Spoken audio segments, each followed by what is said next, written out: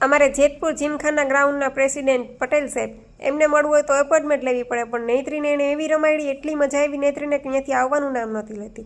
અને પછી સાંજ પડતા અમે લોકો ઉપડી ગયા ગાંઠિયા ખાવા, અને જેવી ગાંઠિયાની પ્લેટ આવી કે તરત જ લાઇટ વહી ગઈ.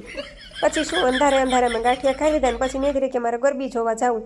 એટલે આ છે અમારે જેતપુરની ટાકુડીપરાની ફર્સ્ટ નંબરની ગરબી. અને અમે બે જ્યારે ટાકુડીપરામાંથી નીકળીએ ને ગરબીમાં જઈએ ત્યારે અમારી જૂની બધી યાદો તાજી થાય.